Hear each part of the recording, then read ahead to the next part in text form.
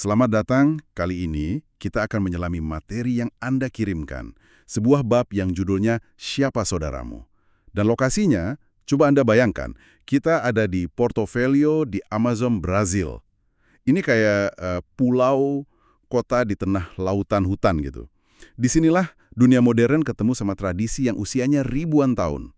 Nah, bab ini tuh membawa kita ke sebuah pertanyaan yang fundamental banget. Gimana caranya bahasa, alat yang kita pakai tiap hari, sebenarnya membentuk cara kita memandang orang lain dan bahkan seluruh dunia. Jadi yuk, kita bongkar bareng-bareng gimana kata-kata yang kita pakai untuk keluarga, orang asing, bahkan benda mati, itu diam-diam membangun realitas kita. Oke, langsung aja ya, ke fakta pembuka yang menurut saya benar-benar gila dari sumber ini. Ada suku di sana, namanya Karitiana. Mereka punya kata, peso, yang artinya orang-orang. Ini buat nyebut diri mereka sendiri. Tapi buat orang lain, orang asing, mereka pakainya kata opok. Nah, bedanya apa? Dulu perbedaan ini ya, akibatnya bisa fatal banget. Secara historis, seorang opok itu bisa dianggap sebagai mangsa kanibalisme. Gila kan? Sebuah kata bisa nentuin Anda itu manusia atau bukan. Cuma cerita aneh dari pedalaman Amazon ya. Pembedaan kita versus mereka, ini universal. Setiap budaya di dunia pasti punya label buat orang luar. Tentu, konsekuensinya mungkin udah nggak se-ekstrim kanibalisme lagi sekarang, tapi label itu tetap punya kekuatan kan? Coba deh, sebut seseorang imigran ilegal versus pencari suaka. Dua label buat orang yang sama, tapi membangkitkan emosi dan perlakuan yang beda banget. Jadi inti dari contoh Karitiana tadi itu masih sangat relevan. Cara kita melabeli orang lain itu penting, sangat penting. Bener juga. Jadi piezo versus opok ini bukan sekedar kata ya, tapi semacam saklar di otak. Kalau Anda piezo, Anda masuk kategori manusia. Salah satu dari kami. Tapi kalau Anda opok, Anda di luar lingkaran itu. kirim deh. Istilah-istilah yang dipakai di politik atau di medsos buat melabeli kelompok lawan. Rasanya proses mentalnya sama persis. Narik garis tegas antara kita yang benar dan mereka yang salah atau bahkan berbahaya. Tepat, bahasa itu jadi alat buat menggali parit pemisah. Para psikolog sosial nyebutnya in-group dan out-group. Begitu sebuah kelompok dilabeli sebagai out-group, otak kita cenderung mengurangi empati ke mereka. Kita mulai ngelihat mereka sebagai satu blok yang seragam, bukan individu. Nah, contoh opok ini versi paling ekstrim dari proses itu. Buat orang Karitiana di masa lalu, opok mungkin nggak dilihat sebagai ayah, saudara, atau individu dengan cerita hidup, tapi cuma sebagai bukan paiso. Dan ketika dehumanisasi udah terjadi, hal-hal mengerikan jadi mungkin. Luar biasa. Jadi garis pemisah antara kita dan mereka ini bisa sekaku dan seberbahaya itu ya. Tapi ini jadi bikin saya penasaran, gimana dengan kebalikannya? Gimana dengan orang-orang terdekat kita, keluarga kita? Apa bahasa kita juga seketat itu dalam mengkategorikan mereka? Atau justru lebih fleksibel? Nah, itu pertanyaan yang bagus banget. Karena disinilah kita ngeliat keragaman yang sama liarnya. Kalau kita pikir-pikir, cara kita di Indonesia atau dalam bahasa Inggris ngomongin keluarga, itu kan sebenarnya cukup simpel ya. Kita punya kakak, adik, sepupu, cukup jelas. Kita ngerasa itu udah mencakup semuanya. Tapi kalau dibandingin sama sistem Karitiana, sistem kita itu terasa sangat umum. Apa bedanya seberapa detail sih mereka? Jauh lebih detail. Pertama, mereka punya kata yang beda buat kakak laki-laki dan adik laki-laki. Begitu juga buat kakak perempuan dan adik perempuan. Jadi urutan kelahiran itu penting secara gramatikal. Tapi yang paling bikin pusing itu soal sepupu. Mereka sama sekali nggak punya satu kata umum kayak sepupu. Tunggu. Jadi mereka nggak bisa bilang, ini sepupu saya. Terus gimana caranya? Nggak bisa. Istilah yang harus Anda gunakan itu tergantung sama jalur kekerabatannya. Contohnya, anak dari saudara perempuan ibu Anda itu bahkan disebut dengan istilah yang sama kayak saudara kandung Anda sendiri. Oh, wow. Tapi, anak dari saudara laki-laki ibu Anda punya sebutan yang sama sekali beda. Jadi sistem mereka itu secara otomatis ngasih tahu Anda apakah sepupu Anda itu dari jalur perempuan atau jalur laki-laki di keluarga. Ada logika sosial yang tertanam di dalam bahasanya. Wow. Jadi, buat mereka, beberapa sepupu itu secara linguistik dianggap saudara kandung, sementara yang lain enggak. Ini pasti ngubah cara mereka mandang hubungan keluarga, kan? Mungkin ada kewajiban sosial yang beda tergantung Anda manggil mereka apa. Persis. Kemungkinan besar begitu. Istilah kekerabatan ini bukan cuma label, tapi peta hak dan kewajiban sosial. Siapa yang boleh Anda nikahi, siapa yang harus Anda bantu, siapa yang bakal mewarisi sesuatu, semuanya bisa tercermin dalam sistem ini. Nah, ini bukan berarti Karitiana itu aneh ya. Penelitian oleh Charles Kemp dan Terry Regier yang ngelihat 566 bahasa nemuin kalau semua sistem kekerabatan di dunia ini adalah hasil tawar-menawar antara dua hal, kegunaan informatif dan kesederhanaan. Oke, jadi ada trade-off gitu ya? Betul, kita butuh cukup detail tapi nggak mau terlalu rumit. Bahasa Inggris misalnya nganggep simple itu lebih baik. Satu kata grandmother buat nenek dari pihak ibu dan ayah. Tapi bahasa Mandarin atau Swedia butuh lebih banyak informasi. Mereka punya 4 kata beda buat keempat kakek nenek. Nggak ada yang benar atau salah, cuma keseimbangannya yang beda aja. Oke, jadi kategori buat keluarga kita aja udah jauh lebih arbitrer dari yang saya bayangin. Ini bikin saya mikir, kalau kita bisa mengiris konsep keluarga dengan begitu banyak cara, gimana dengan segalanya? Benda mati, konsep abstrak. Apa bahasa juga maksain semacam sistem kekerabatan ke seluruh alam semesta? Tepat sekali. Anda baru aja nyampe ke konsep gender gramatikal. Kalau Anda pernah belajar bahasa Eropa kayak Jerman atau Spanyol, pasti pusing deh sama ini. Meja itu feminin di bahasa Spanyol, la mesa. Tapi maskulin di bahasa Jerman, der Tisch. Kenapa ya? Ya, karena begitu aturannya. Saya ingat pusingnya belajar bahasa Jerman. Tapi yang paling aneh buat saya, dan ini juga disebut di sumber kita, adalah kata buat gadis dalam bahasa Jerman. Das Mädchen. Itu gendernya bukan feminin, tapi netral. Gimana bisa gadis itu netral? Itu kan jelas-jelas perempuan. Nah, itu bukti sempurnanya. Ini nunjukin kalau gender gramatikal itu bukan tentang jenis kelamin biologis di dunia nyata. Ini murni sistem pengarsipan internal bahasa. Bahasa Jerman punya aturan kalau kata benda yang berakhiran chen, yang artinya kecil atau imut, itu otomatis jadi netral. Jadi Mädchen, gadis kecil, masuk ke laci netral, nggak peduli referensinya di dunia nyata. Bahasa pada dasarnya nyiptain lemari arsipnya sendiri, dan tiap kata benda harus masuk ke salah satu laci maskulin, feminin, atau netral, suka atau nggak suka. Oke, lemari arsip dengan 3 laci. Masih bisa saya bayangin. Tapi saya dengar ada yang lebih ekstrim dari ini. Jauh lebih ekstrim.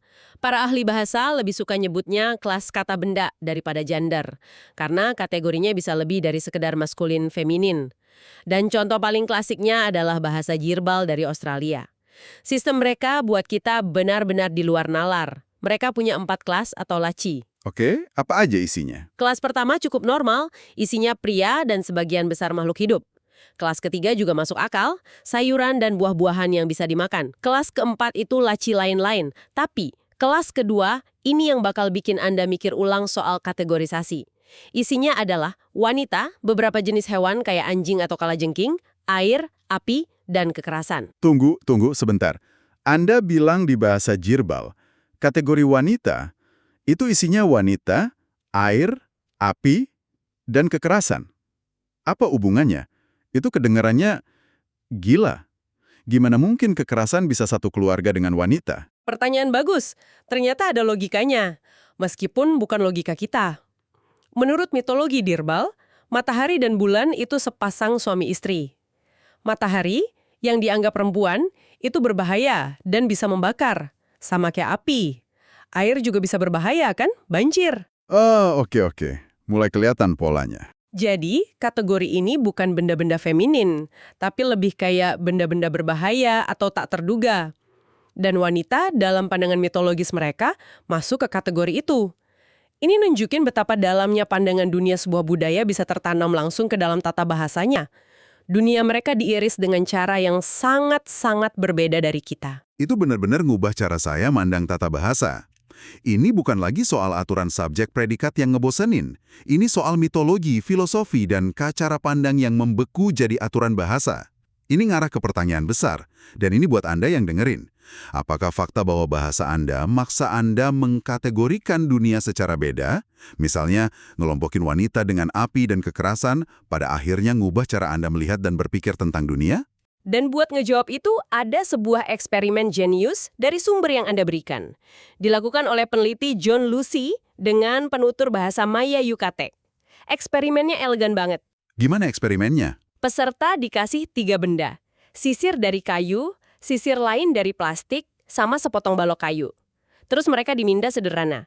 Kelompokkan 2 benda yang menurut Anda paling mirip.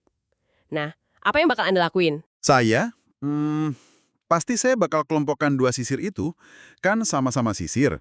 Fungsinya sama, bentuknya mirip. Balok kayu tuh benda yang beda. Tepat. Dan hampir semua penutur bahasa Inggris ngelakuin itu. Mereka fokus ke bentuk dan fungsi.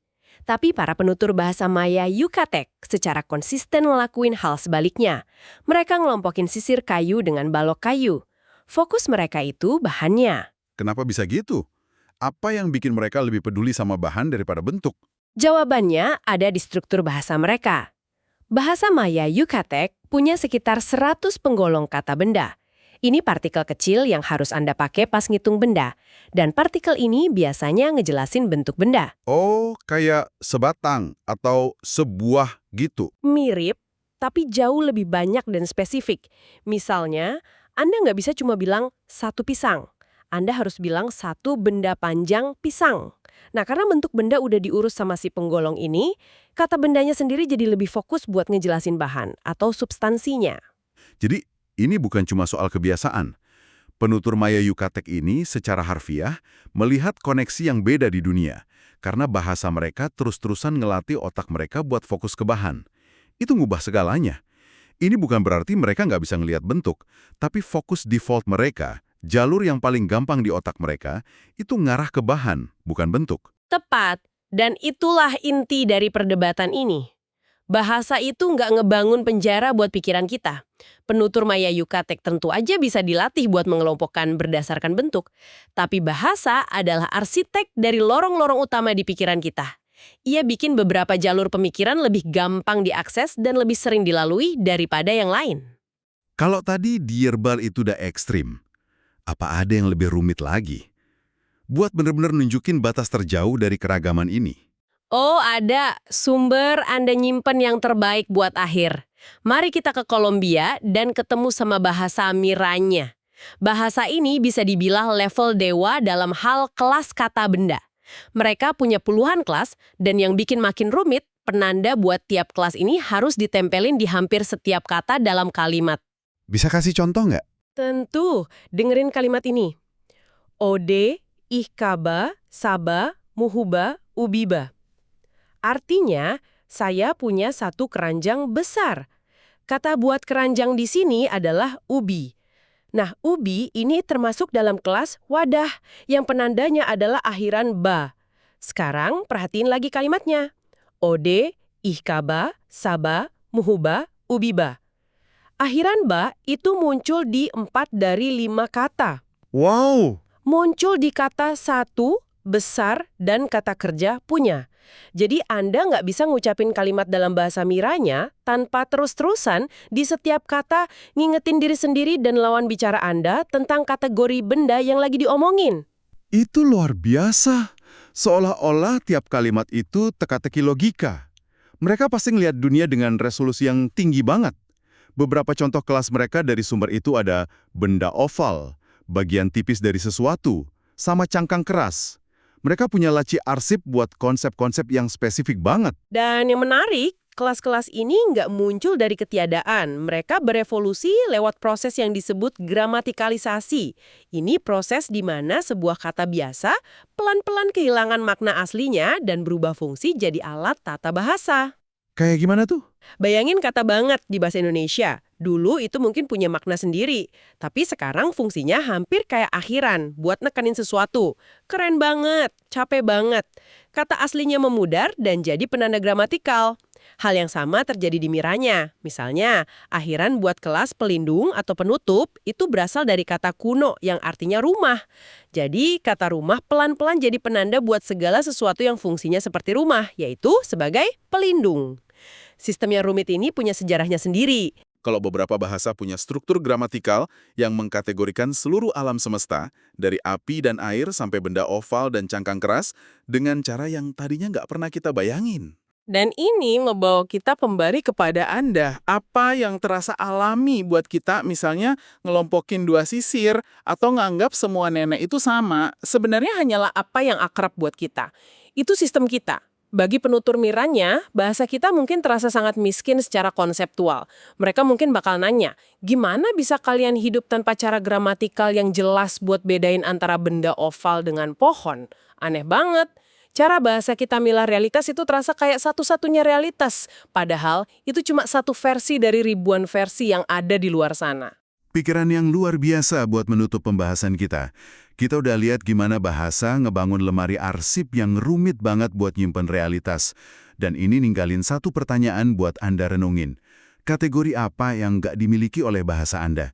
Kalau Anda bisa ngerancang satu kelas kata benda baru buat bahasa Indonesia, berdasarkan hidup Anda sekarang, kategori apa itu? Pembedaan apa yang begitu penting buat dunia Anda sehingga pantas dapat penanda gramatikalnya sendiri? Mungkin benda yang bisa di-charge versus benda yang enggak. Atau informasi hoax versus informasi terverifikasi. Dunia mana yang bakal Anda bangun dengan bahasa Anda?